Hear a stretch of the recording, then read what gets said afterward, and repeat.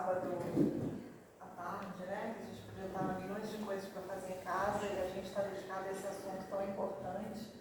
Queria agradecer ao Tujal e à diretoria por me dar essa oportunidade de estar podendo promover mais o esclarecimento sobre um tema tão importante para nós, né? Depois de tantos conhecimentos que tivemos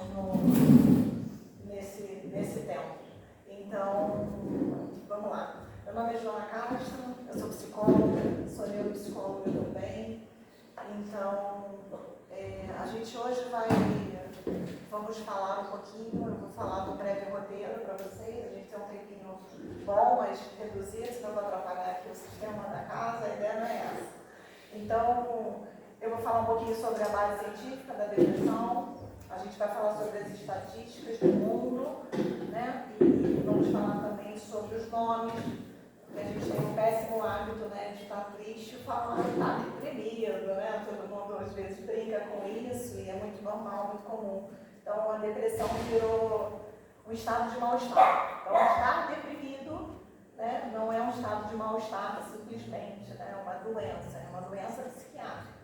Então a gente vai falar sobre isso, mas antes eu queria fazer uma pergunta para vocês. Alguém sabe aqui por que o setembro, por que é setembro amarelo? Prevenção do suicídio, né? Sim. Alguém conhece por que o mês de setembro? O mês. Por que foi escolhido? Não janeiro amarelo ou agosto amarelo? Foi escolhido setembro amarelo? Não? Então eu vou contar para vocês a história, que eu acho que é muito importante a gente levar esse conhecimento, né? Então, há uma coisa que eu vou deixar para o finalzinho, se alguém quiser fazer alguma pergunta, não precisa ficar ansioso.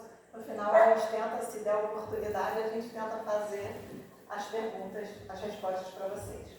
Tá bem? Então, gente, vamos lá. O Setembro Amarelo, ele foi desenvolvido, porque foi criado, né, na verdade, é um legado de um jovem de 17 anos nos Estados Unidos, o nome dele é Mike, ele comprou um Mustang 68, bem velho, e ele pinta esse Mustang de amarelo, né? Um amarelo bem bonito, bem vibrante, ele reforma, é uma pessoa muito querida na comunidade como um todo, bem conhecido até. Só que o Mike, ele tinha problemas de depressão, mas ninguém sabia, e nem a família sabia. Então, infelizmente, em 1994, Mike comete suicídio dentro do Mustang amarelo. E os pais chegaram 7 minutos depois, ele já tinha tirado a própria vida. Então, quanto é importante a gente estar atento aos sinais sobre o tema que a gente vai falar hoje. Por isso que ficou Setembro Amarelo, que em 2015, a CVV, junto com o CFP, né, a CVV é Centro de Valorização à Vida, não sei se vocês sabem, o telefone é 188, qualquer pessoa em risco, vocês podem ligar e eles estão sempre prontos para atender, né? E foi criado em 2015 o Setembro Amarelo. E as fitinhas amarelas, né? Não sei se vocês já receberam as fitinhas, porque quando foram enterrar o Mike, ele ganhou uma cesta. E todos os amigos da faculdade, do bairro, fizeram uma cesta enorme com fitas amarelas. E aí ficou o emblema do Setembro Amarelo, para que a gente se lembre sempre de que não é quem fala, não faz, né, gente? Isso não é brincadeira, né? Não é porque é uma doença que não sangra que a gente não sente. Então é importante a gente estar ligado na nossa emoção, porque a emoção, ela hoje leva a gente a vários lugares, né? Bons e ruins também. Então é basicamente isso. Então vamos lá, né? Vamos falar do que a gente se propôs aqui para falar. Estou um pouco nervosa também, não repare. Não precisa ficar preocupada não, porque aqui todo mundo é assim, a gente vem aqui e conversa. Estou igual, né? Estou igual, então tá bom. Então vamos lá. Então, a depressão, eu fiz até uns dados aqui que eu acho que é bem bacana falar para vocês, né? Hoje nós temos 53 milhões de pessoas com ansiedade e 76 milhões tiveram ansiedade. Então a gente tem um total de 129 milhões. Isso aqui, gente, foi antes da pandemia, tá? Hoje são 322 milhões de pessoas com depressão no mundo. E uma coisa bem importante para a gente se lembrar é que a Organização Mundial de Saúde, né, só no Brasil são 11 milhões de pessoas com depressão. Então, nesse momento aqui, a cada 45 minutos, uma pessoa tira a vida. 45 minutos. Então você pensa, a gente vai ter uma hora, quantas pessoas no mundo tiram a própria vida porque não dão conta da dor que sentem dentro do seu peito. Então, por isso a gente está aqui hoje, por isso que vocês vão levar esse legado, né, que a Pujal está dando a oportunidade da gente juntos falar sobre isso e conhecer um pouquinho essa doença tão importante, tão silenciosa, preconceituosa, né, porque as pessoas ainda têm um pré-conceito para falar sobre isso. Então, vamos lá.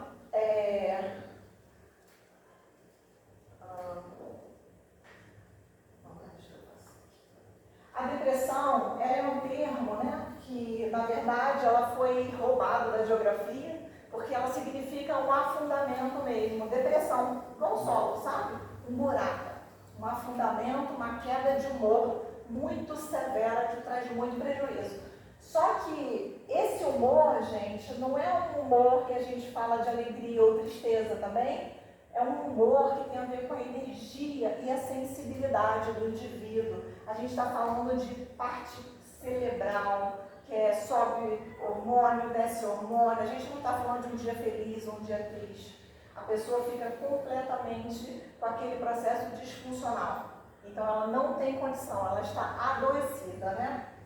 Então, é um distúrbio mental caracterizado, né, por tristeza, saiu errado ali, tristeza persistente. Isso não é uma semana, tá? Isso a gente vai diagnosticar de forma certa, porque isso pode levar de 2 a 4 semanas recorrente. Então, tem que observar a pessoa como um todo. Então, perda de interesse nas principais atividades. Vocês vão começar a observar. Não é deixei de fazer uma coisa para fazer outra.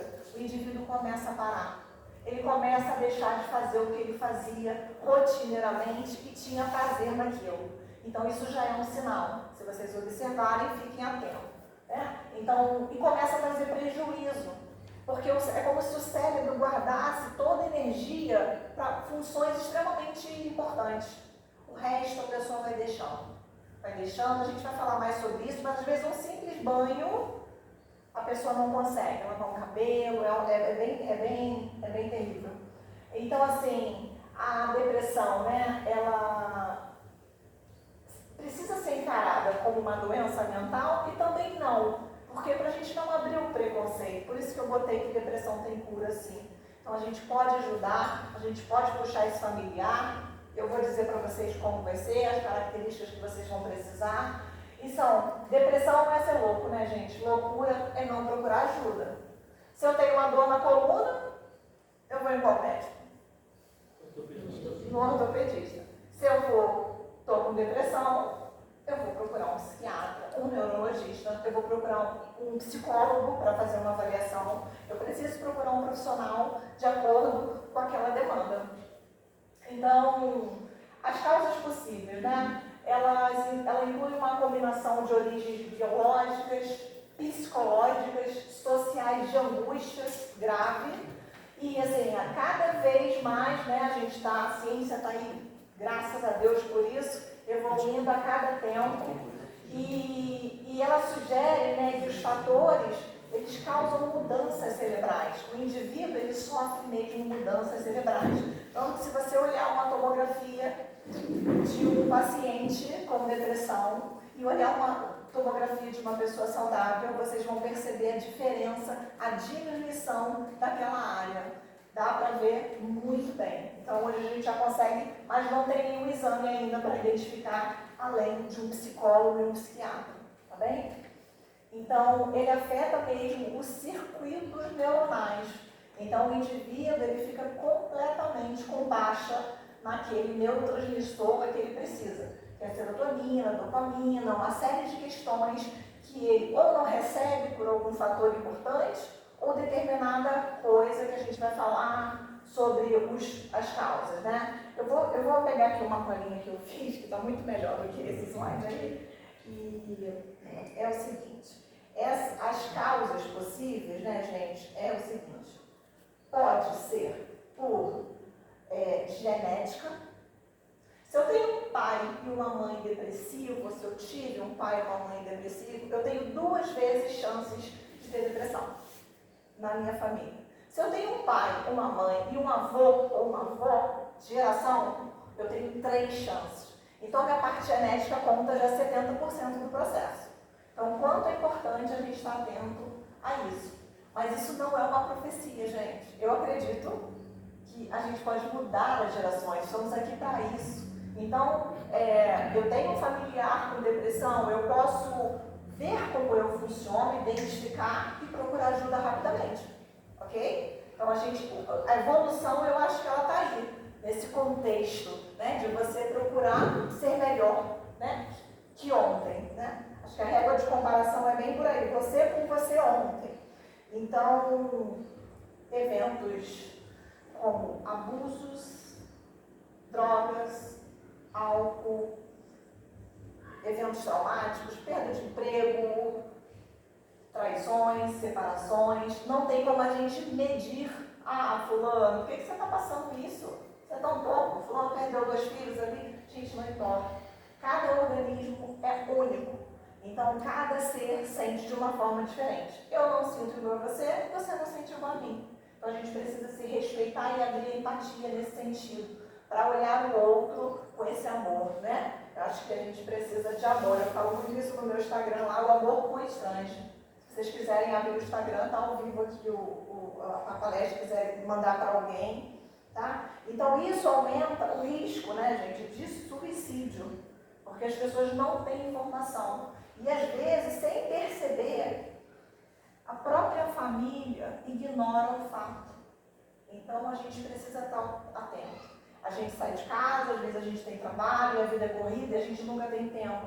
Mas vamos olhar para o nosso filho, vamos olhar para o nosso esposo, para a nossa esposa, vamos olhar para as pessoas que estão próximas, tentar tirar um tempinho, dar uma pausa, respirar. Eu falo também, respira grandão, né? Para a gente poder olhar, porque às vezes a vida passa e a gente não vê. Né? A gente está sempre atribuindo, né, a nossa falta de tempo. A gente nunca tem tempo. Depois que descobriu essa frase, a gente nunca tem tempo para nada. E às vezes a gente passa o dia na rua, dando atenções para pessoas que não são tão importantes, a gente chega em casa com toda a carga de estresse, com todo o mau humor. Por que a gente é assim? A gente deveria usar o mesmo processo que o Tujão fez quando eu entrei aqui, tirar o sapato. Lembrar de tirar o sapato, acabei de criar isso na gente. Talvez tirar o sapato pode ser a pausa. Então, quando eu entrar na minha casa, eu vou me lembrar que aqui estão as pessoas que eu mais amo. Aqui estão as pessoas que fazem parte de mim. Aqui estão as pessoas que vão fazer sentido para a minha vida. Não que as outras não sejam importantes, tá bem? Mas se a gente começa a ser recíproco com a nossa família, provavelmente lá fora a gente vai estar bem. Então, é igual o cérebro, né? O cérebro estando bem, o corpo também. Se o cérebro está doente, o corpo está doente. Não funciona diferente. Se eu falo e mexo a mão, eu estou recebendo vários comandos aqui. Então, lá em 1856, quando Descartes fala, penso, logo existo. Alguém já ouviu essa frase? Então, antes de Descartes abrir esse termo, penso, logo existo, vocês imaginam, né? A cabeça e o corpo eram separadas. Olha, gente, pensa nisso. Porque eles achavam que se arrancasse a cabeça do indivíduo, o corpo ia funcionar. Você pensa quanto sofrimento tiveram para a gente chegar onde a gente chegou. Então isso era chamado de dualismo. Esse dualismo, que ótimo, ainda bem, chegou para dizer o quê? Opa, pera lá, tem uma função aí, tem uma fábrica funcionando, tem uma operação. Então assim, o cérebro é uma região muito nobre. Muito nobre. E a gente pouco valoriza ele. A gente cuida do corpo, a gente malha, mas a gente esquece que o nosso comando é aqui, ó. Eu sou reflexo do que eu penso, do que eu desejo, do que eu falo, do que eu transmito para as pessoas, de que forma eu tenho encarado a minha vida e os meus problemas. Não está fácil, né, gente? Não está fácil para ninguém.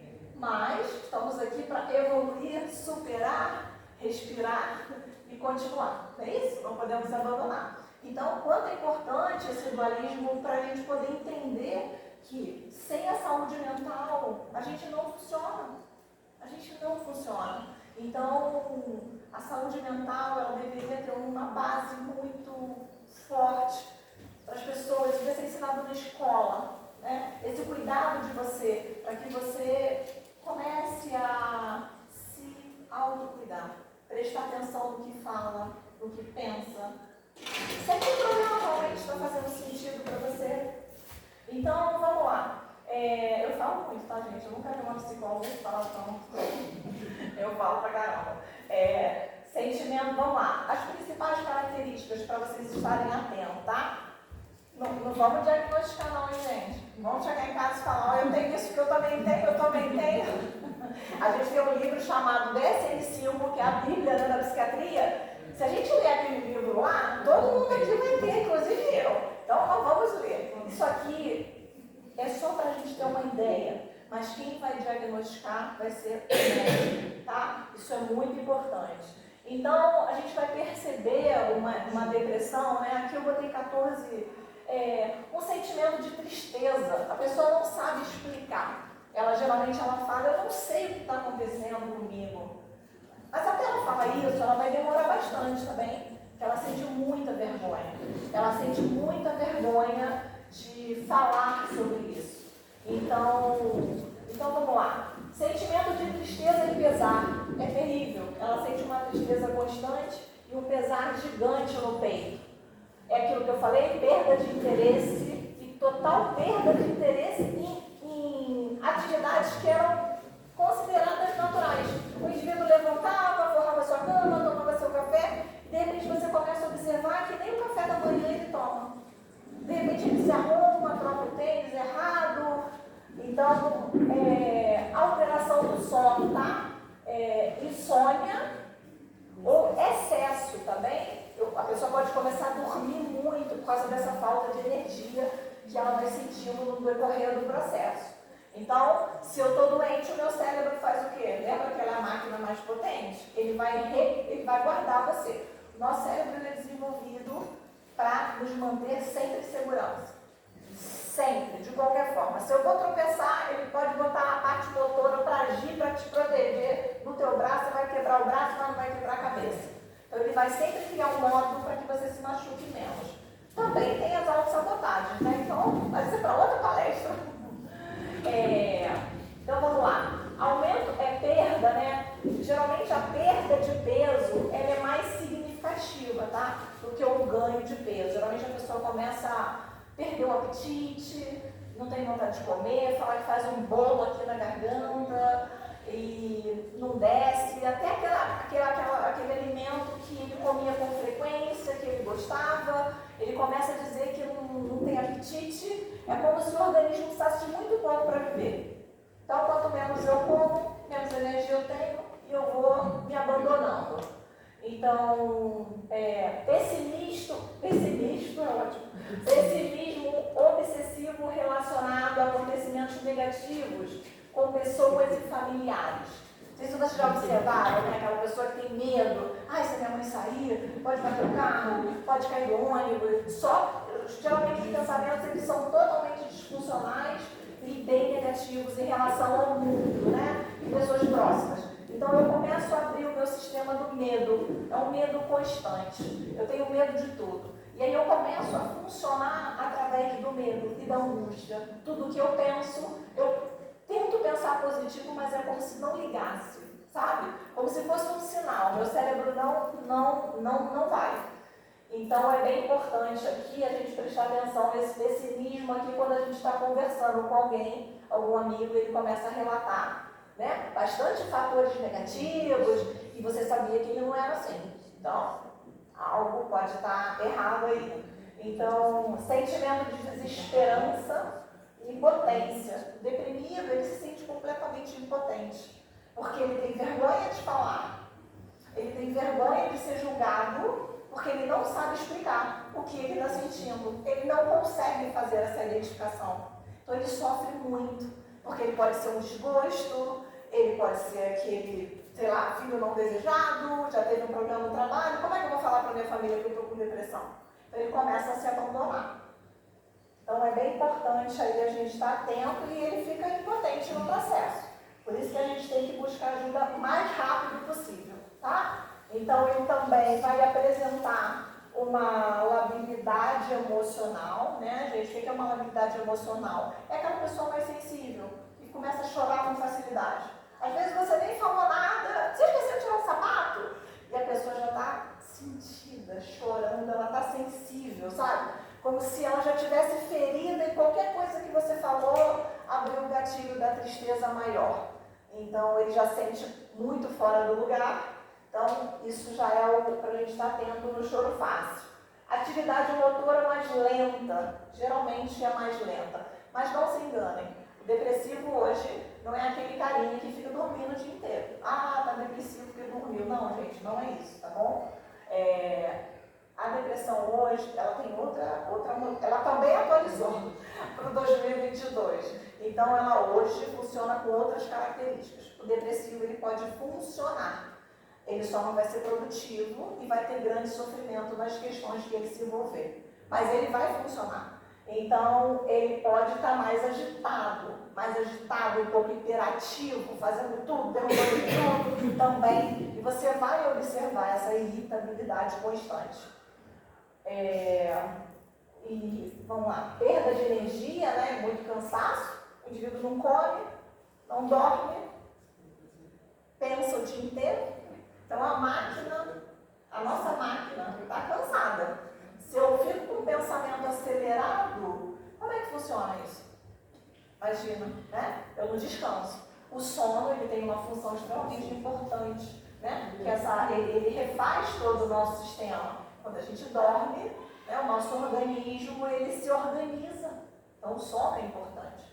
E aí, quando eu não tenho energia, já estou sem os meus neurotransmissores importantes. E não tenho energia, porque eu não como mal, correndo, aquela coisa. Eu não tenho tempo, vou comer aqui, porque a empresa está me esperando, aquela coisa, né, gente? E a gente vai se colocando para a vida, né? Então, o estado emocional de apatia ou intensa irritabilidade, que a gente falou agora. Então, intensa irritabilidade é aquele cara que se dá um fora do nada. Tu não falou nada com ele, tá. Gente, não leva pro coração, não. É um pedido aqui da psicóloga. Não leva pro coração, não. Às vezes aquela pessoa está só precisando de um abraço. Você respira grandão. Deixa ele se acalmar. Quando ele se acalmar, você pergunta, posso te ajudar em alguma coisa? Falei alguma coisa que te magoou? E parece pouco, né, gente? Mas imagina se a gente começasse a ter essa atitude de não enfrentamento, de não bater de frente. Como que a gente ia ganhar? Acho que todo mundo ganha, né? Porque no ringue tem que sair um vencedor. E no diálogo vão sair 2 vencedores. Então, se eu começo a levar isso para a minha vida, olha quanta gente que a gente pode evitar o confronto direto, né? E às vezes não é nada por você. Às vezes o cara só está no mau dia mesmo. Então, vamos lá. Dificuldade de atenção, concentração e memorização. Óbvio. Se eu não durmo, não como, estou sofrendo, onde é que vai minha atenção? Alguém está falando, você não presta atenção, eu já falei 10 vezes, né? Adolescente, né? As mães aí de adolescente. Memorização. Se o cérebro não funciona bem, ele não retém, não guarda. Também, gente, imagina se a gente guardasse tudo que a gente aprendeu desde bebê. Não ia ter cérebro para isso, né? Então, o cérebro, o que ele guarda? Informações importantes. Ele só vai guardar o que realmente ele achar que é importante para você. Então, ele vai fazer uma seleção e ele vai guardando isso. Só que quando a gente está doente, quando a gente está no estado depressivo, a gente não memoriza. É como se a vida passasse, sabe? É uma apatia muito gigante. Então, eu não consigo nem concentrar e muito menos memorizar. Porque as áreas importantes que fazem esse trabalho, elas estão lá embaixo. Então, não vai. Vamos lá. Redução ou perda do desejo sexual, baixa libido. Óbvio, né, gente? Libido, energia, ninguém tem, não tem energia para nada, nem para outras coisas boas também da vida. Então, vamos lá, pensamentos recorrentes de morte ou suicídio, né? Isso aqui é bem importante. Eu deixei isso aqui por último para falar sobre isso aqui, dessas características, porque o suicida, gente, ele não quer morrer. Ele não quer morrer. Na verdade, ele quer aplacar aquela dor que ele sente no peito, que é gigante. É uma dor que é dor física. Tanto que o indivíduo deprimido, ele sente dores do corpo. Geralmente são dores nas articulações. Ele começa a ter dor, a coluna é o principal lugar, começa a travar a coluna. Depois as articulações. É uma dor física, tá? Porque o cérebro, quando a gente não escuta o comando, ele vai começar a parar o seu corpo. Então, se você observar, conhece a ti mesmo, como dizia Sócrates, se você observar o seu corpo, você vai conseguir andar melhor. Para tudo. Por quê? Eu sei como eu funciono. Então, se eu como determinada coisa, eu passo mal. Se eu bebo determinada coisa, eu passo mal. Se eu uso determinada substância, eu fico mal. Então, quanto é importante a gente estar atento a nós. Isso não é egoísmo também. Isso é autocuidado. Precisamos ter autocuidado conosco. Então, o suicida, ele não quer se matar. Ele quer acabar com aquela dor, porque é uma dor gigante, incompreendido. Então, ele chega num tempo que ele fala, eu preciso parar, porque eu estou fazendo a minha família sofrer e eu também estou sofrendo. Então, assim, gente, não vamos desistir, né? Vamos estar atentos para a gente, cada dia mais, ajudar essas pessoas e trazer mais. Eu acho que todo mundo pode pegar um Google lá, né? Tipo, dá uma lida sobre, vai procurar um médico do SUS, lá do CAPS, vamos procurar. E, então, assim, os tratamentos, né?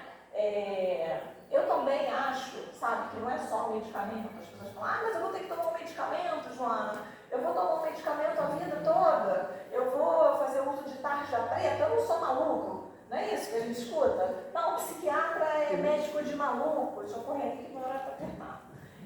Psiquiatra é médico de maluco. Não, gente. Psiquiatra é um médico que estuda o cérebro. Ele fez medicina, na verdade ele é um médico, e ele fez a psiquiatria. Ele se especializou na região cerebral. Entende? Aí tem uma outra historinha bacana sobre a loucura, não sei se vocês sabem, que lá, bem longe, eram internados todos juntos, bandidos, loucos, prostitutas, no mesmo local. E um médico foi lá e falou, não, peraí, tem gente doente aqui. E começou a fazer essa separação. Só que quando esse médico fez essa separação, a psiquiatria ficou combinada com um médico de maluco. Então, até hoje, as pessoas ainda têm esse estigma de médico de maluco. Não existe isso. Maluco não procura ajuda, porque a loucura é uma organização. Uma pessoa fica louca, ela rompe com a realidade, porque ela precisa se organizar. Isso é uma organização. A gente tem medo, né? A gente às vezes vê uma pessoa com estado psicótico, que a gente chama de maluco, né? Preciso dar os nomes certos. O estado psicótico, a pessoa rompe com a realidade. Ela não tem mais condição. Então, a gente precisa respeitar. Porque aquele indivíduo se organizou daquela forma. Ele vai procurar ajuda, internação, e a família vai procurar ajuda.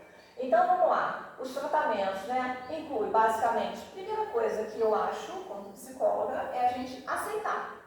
Primeira coisa, eu preciso identificar. Se eu não identifico que eu estou doente, se eu não identifico que eu preciso de ajuda, como que eu vou procurar ajuda?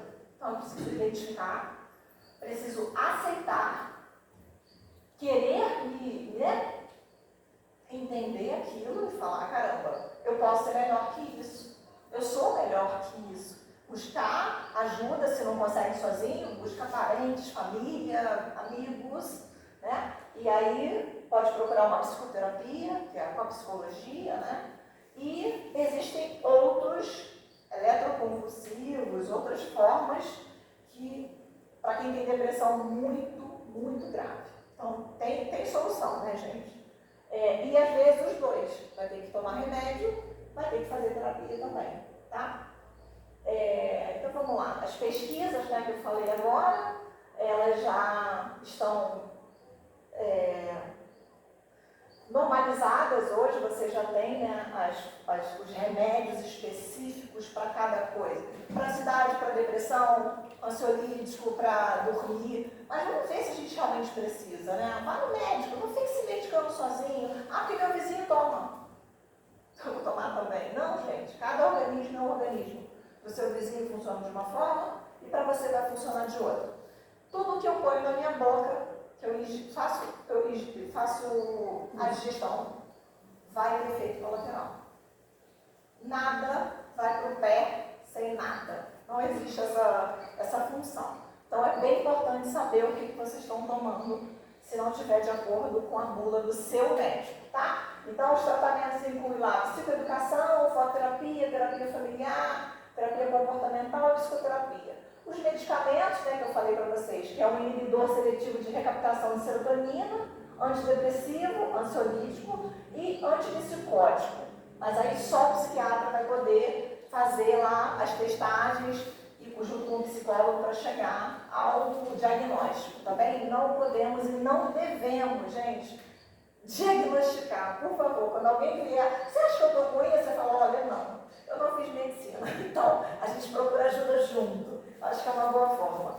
Então, é importante, né? E tem essa terapia eletroconvulsiva, que é no último grau, né? Quando o indivíduo está com um estado depressivo maior, que ele já está bem vulnerável, aí a gente pode estar usando esse sistema. Então, uma coisa bacana para a gente pensar é sobre o nosso organismo, como a gente tem lidado.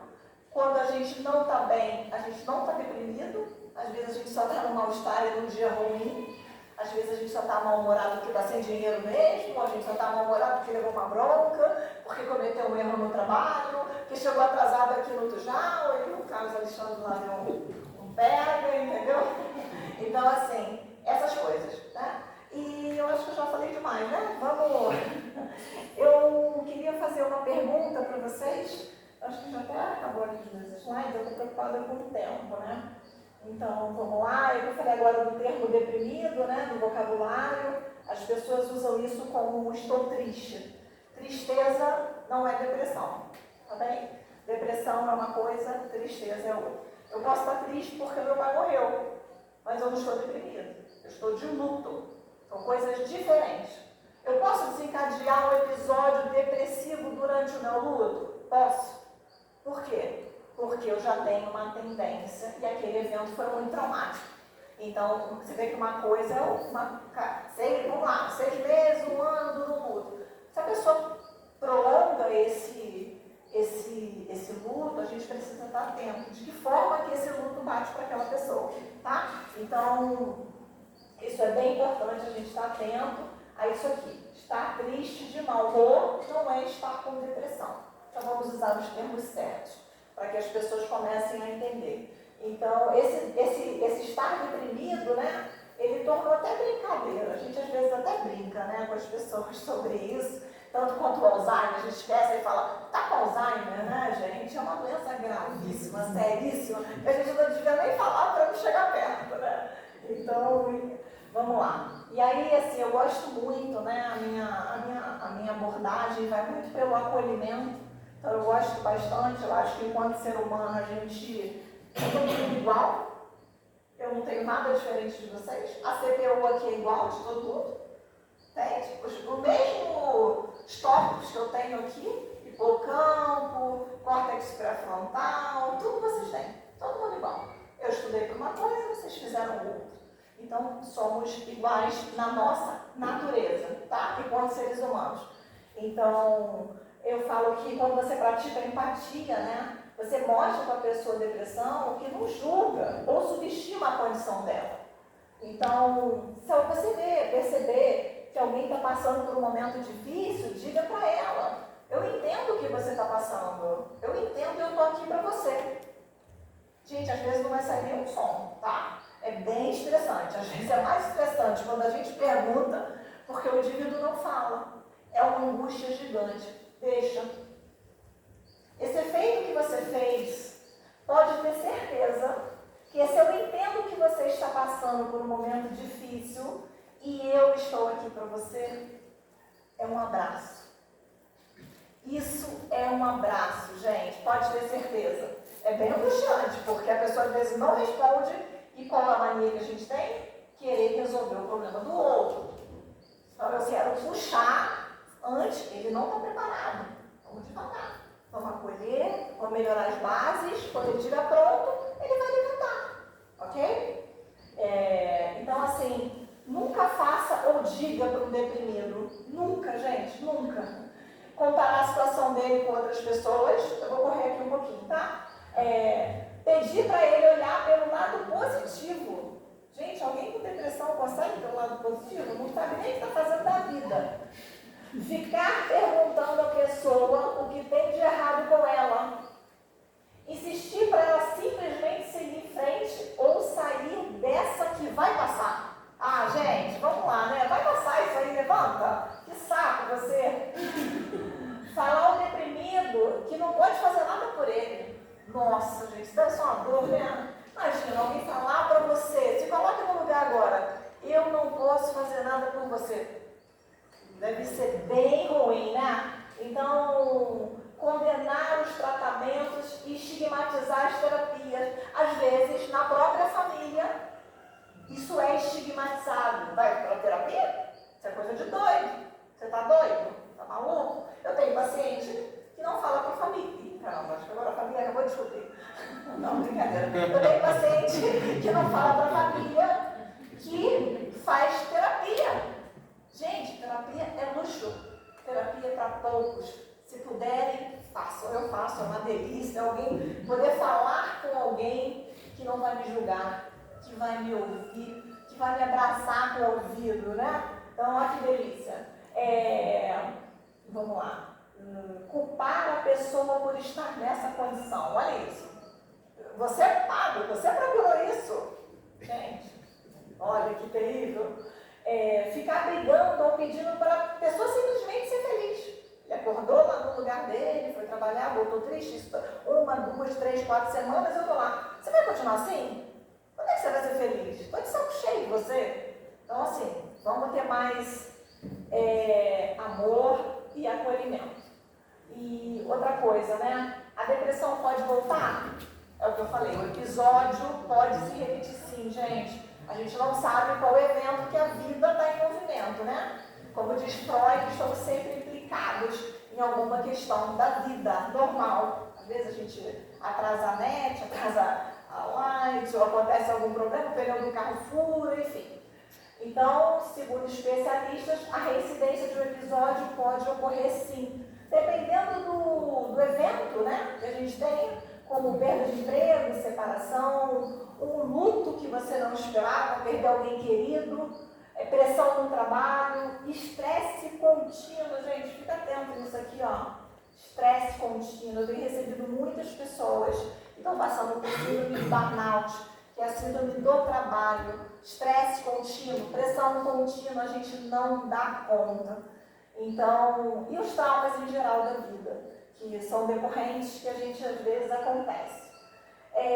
Depressão é preguiça? Depois agora, alguém já sabe responder se depressão é preguiça? Não, né, gente? Depressão não é preguiça. A apatia e a falta de ânimo e iniciativa, elas causam muitos prejuízos, né, ao indivíduo deprimido. E atinge direto, eu falei, atinge direto partes cerebrais que são importantes para o comando dessa máquina estar funcionando. Atividades simples do dia a dia são cada vez mais deixadas de lado. Preste atenção nisso. Quando o indivíduo começa a deixar as atividades de lado. Existe idade para ficar deprimido? Vocês acham que existe idade? Vocês acham que uma criança pode ficar deprimida? Pode, gente, pode. Antes, né, nas pesquisas feitas antes, o índice de reincidência era em jovens de 18 a 29 anos. Porém, a prevalência hoje, depois desse evento que nós tivemos de pandemia, Covid e muitos problemas, né, que nos assolam até hoje, a gente descobriu, né, a ciência está estudando cada vez mais, crianças também ficam deprimidas. Idosos também ficam deprimidos. Não, a senhora não pode ficar deprimida, porque a senhora tem muita experiência de vida. Não, mentira. É brincadeira. Porque a gente acha que o idoso sabe tudo, né? depressivo agora. Aí é uma democracia, aí é uma democracia. Só peguei você, viu? Mas assim, o idoso, gente, fica muito deprimido, porque ele se sente inútil. Então vamos dar tarefa. Enquanto está falando, está se movimentando, dá tarefa. Dá tarefa pra ela. Dá tarefa para ela, porque vamos usar o que ela tem de melhor. É isso. Você não é inútil porque fez 60 anos, porque fez 70 anos, porque fez 80 anos. Gente, cadê toda a tua experiência? Vai jogar fora? Alguém vai dizer que você não serve mais e você vai aceitar? Não vamos aceitar isso não. Então, assim, é bem importante estar atento, tá? Inclusive, os jovens hoje, adolescentes, né, que é uma grande parte que eu tendo no meu consultório, eles estão bem deprimidos, estão bem ansiosos, porque, gente, é muito estímulo. Quando eu até brinco, né, no meu consultório, quando fala, agora a gente é 5G. Já viu isso? Que agora os celulares são 5G? É, 5G. Mas o cérebro é 5G? Não. Não, a gente não é nem meio G ainda. Então você imagina, meio G para 5G, se o meu hipotálamo e a amígdala cerebral, que lutam para fugir ou correr, né? No caso da ansiedade, como é que eu vou ser 5G? Com esses estímulos todos, WhatsApp, TikTok, Facebook, Instagram, Twitter, e-mail. Gente, é muito estímulo. Então isso já causa geralmente uma ansiedade natural. Mas ó, a ansiedade, gente, uma novidade aqui para vocês, nem sempre é ruim. A ansiedade, ela às vezes pode ser um bom, porque ela mostra o quanto você é responsável. Eu me senti super ansiosa para estar aqui hoje. Por quê? Porque eu tinha responsabilidade. Então a ansiedade, pessoas muito responsáveis, claro que a gente precisa observar o nível de rigidez, né? Aí vai para outro lugar. Nada demais, vamos achar o equilíbrio. Mas o nível de rigidez, o nível de responsabilidade pode ser por um lado positivo, porque você está ansioso, não é que você não sabe fazer. Então a gente abre uma insegurança gigante. Eu não sei fazer. Calma. Às vezes você sabe, é que você está sentindo com medo, porque é muito responsável. Mas se você tentar, aos poucos, você vai conseguir. Então, aqui está lá no meu Instagram, né, que é Joana Castro Psi, eu falo, respira grandão, eu brinco com meus pacientes.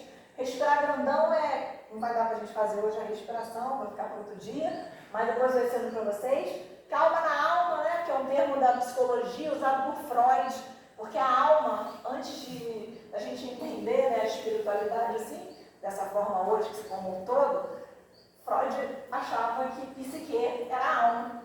Então é calma na psique, então calma na saúde mental, né? E aí, gente, assim, um recadinho, né? O que é certo, né? O que é certo? Quando a gente fala, o que é certo? Certo é o que deu certo para você. Certo é o que deu certo para você. Certo é a sua experiência e aprendizado. Então, o que é certo para mim não é para você e vice-versa. E parar, pausar, não é fracassar, gente. Às vezes a gente precisa olhar o projeto de perto, precisa dar um passo para trás. Isso não é desistir. Isso pode ser o início de uma coisa melhor que você aprimorou. Não tenha medo de recomeçar, né? E significa que você tentou. Tentou e fez o melhor que você pôde. E está tudo bem. Né? Está tudo bem, não dá conta. Então, eu vou fazer essa perguntinha rapidinho e depois eu queria só fazer uma dinâmica rapidinho com eles e eu vou chamar alguém para falar sobre os trabalhos da casa, tá? Eu queria fazer uma pergunta para você, essa pergunta não é minha, também eu estou plagiando aqui Clóvis de Barros Filho, que é o filósofo e a palestra dele é linda. Ele fala muito de Jesus. Eu acho muito bonito que Jesus foi o maior líder que nós tivemos.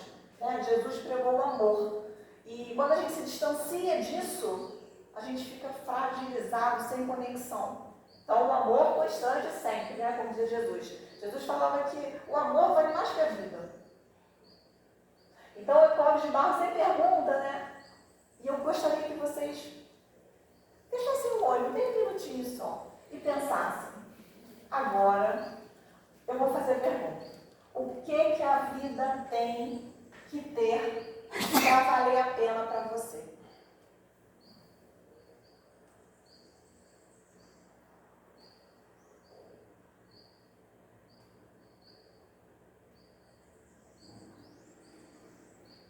Pensaram?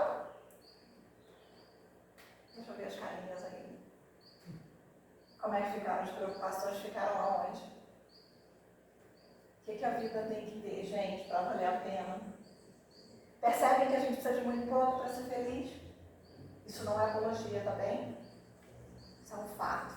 Que a gente carrega mais preocupações do que a gente precisa. 99% das coisas que a gente imagina não acontecem. Então, o quanto é importante a gente parar e pausar e respirar. Então, tudo que está acontecendo é aqui. Agora, o resto é delírio. Percebe?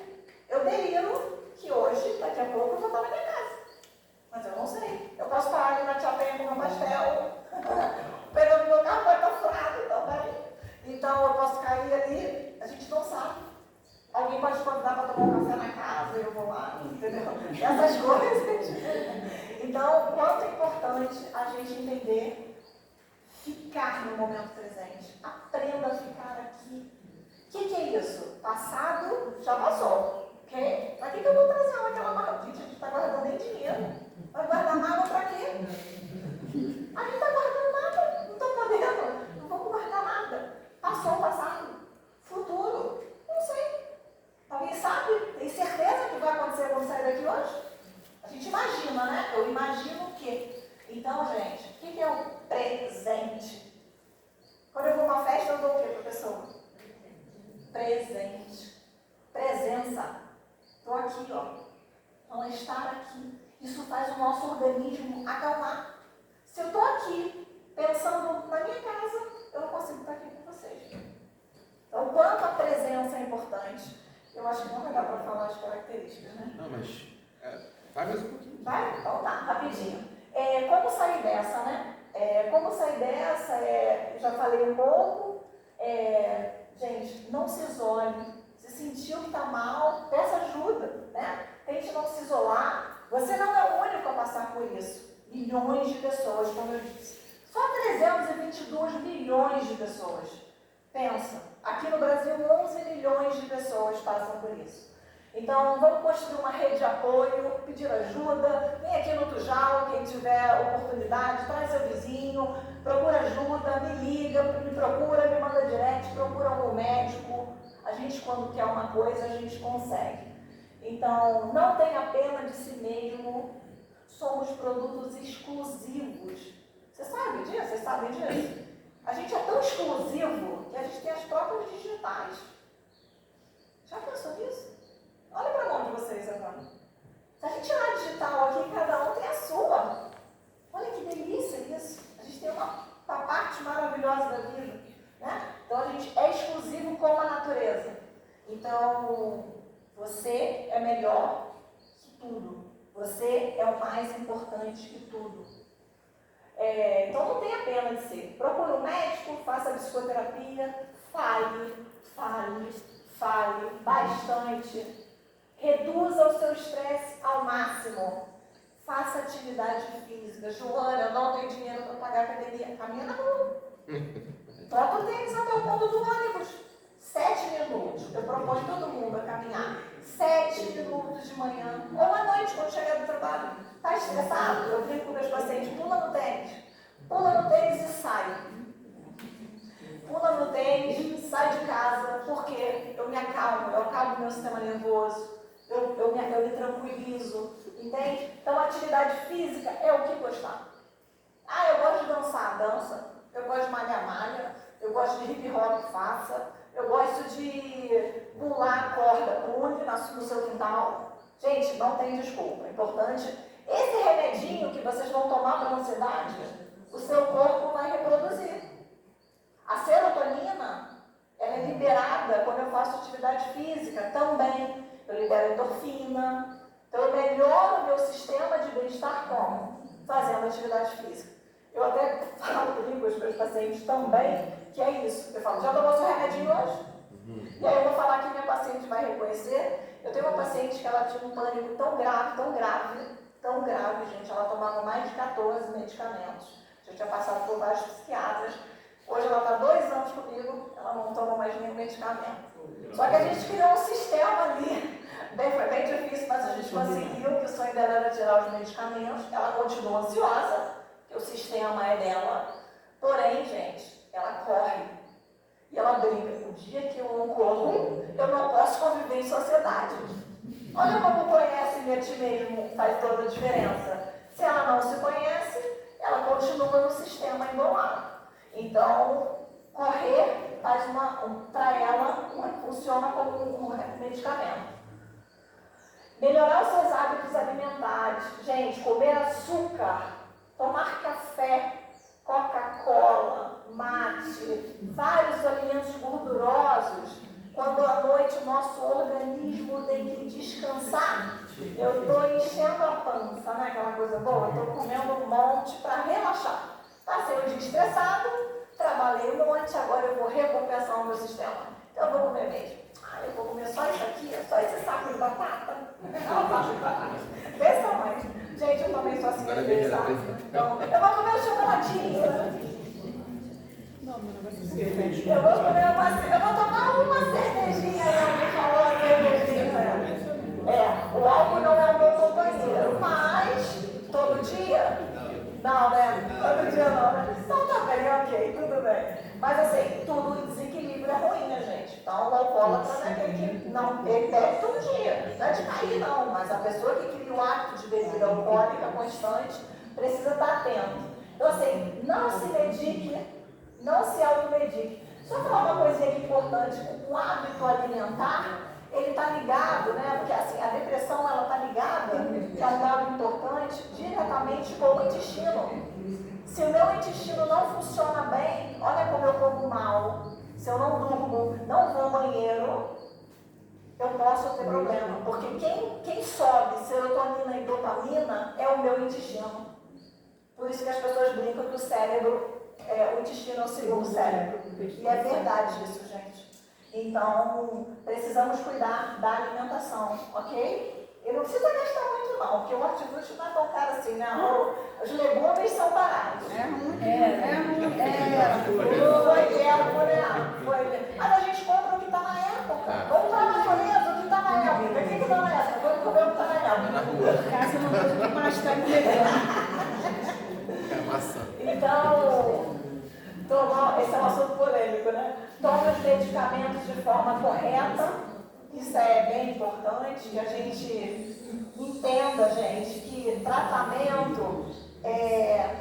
o tratamento, ele precisa ter tempo para parar. Nós não paramos o tratamento porque a gente decidiu, acordei e amanhã não vou tomar mais meu antidepressivo. Não funciona assim. O tratamento é importante que você faça de forma correta.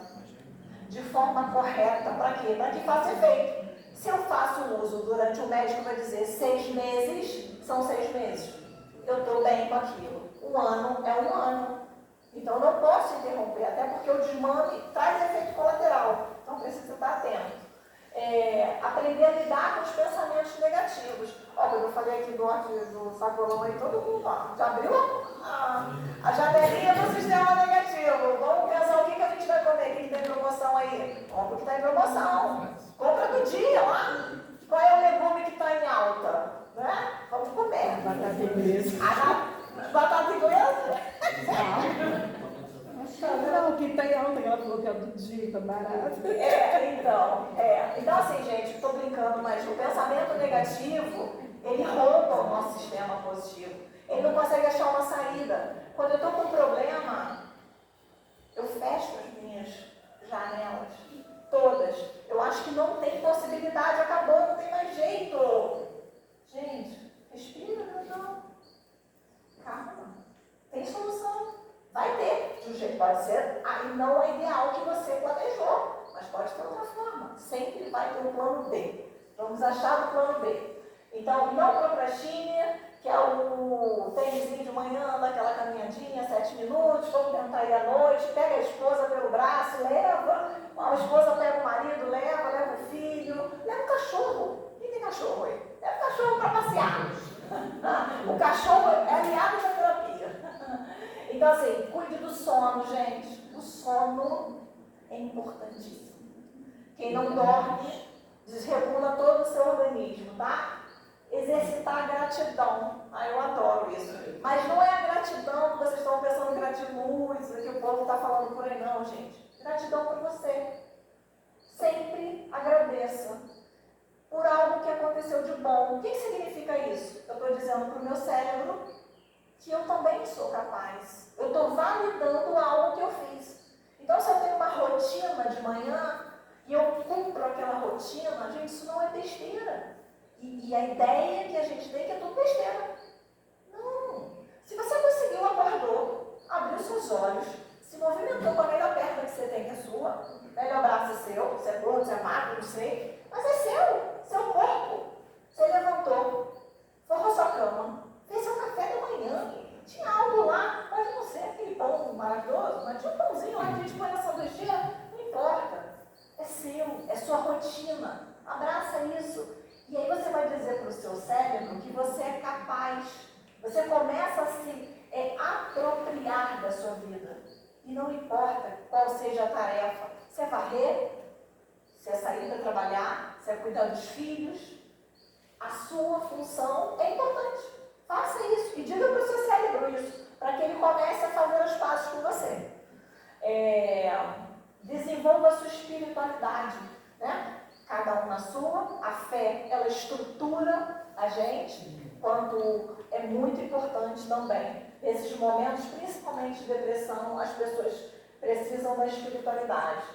E assim, perdoe-se, né? Eu gosto muito do perdão. Aprender a se perdoar. Então, hoje, eu não consegui. Tudo bem, amanhã eu vou tentar de novo. Porque, como a natureza, a gente recebe chuva, raio, e a árvore estava linda no outro dia. Quando o sol abre, ela vem se erguer com folhas novas.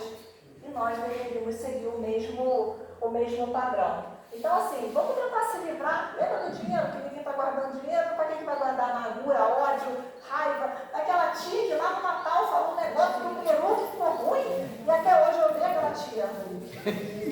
Gente, coitada da tia, eu dei 10 mil vezes peru e você não consegue nem pegar a ceia de Natal dela, coitada. Então, assim, vamos perdoar, vamos deixar de lado as amarguras.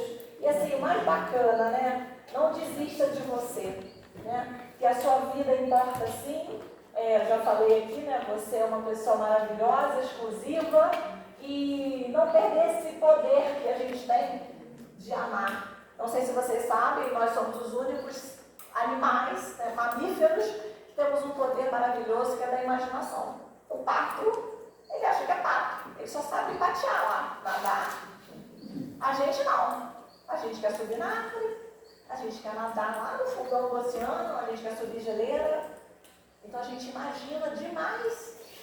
Essa imaginação, às vezes, ela nos deixa sem energia e fora do contexto real. Então volta para você. Eu falo muito isso, fica com você, né? Então, vamos lá. Busque ajuda, né? Procure se reconectar com você mesmo. E eu vou chamar aqui alguém para falar. O amor vale mais que a vida. Essa frase de Jesus. E não vou agradecer não, porque eu tenho uma dinâmica para fazer rapidinho. Eu queria que vocês fizessem junto comigo. Então vamos lá. Vocês podem ficar de pé? É rapidinho, 5 minutinhos. Pega sua mão, né? Olha para sua mãozinha, que é maravilhosa. Vamos lá. Esse exercício é muito bacana quando a gente está muito angustiado. E a gente pode usar ele num dia que você não está bem, ou para fazer um cheque do teu dia, por exemplo. Então, vamos lá. Polegar. Por que isso é para mim? Eu vou me perguntar. Por que isso é para mim? Podem falar com vocês. Por que isso é para mim? Isso é ótimo. Eu mereço. Por que isso é para mim? Eu sou ótimo. Porque isso é para mim agora. Por que isso é para mim agora? Será que eu vou me ferrar? Será?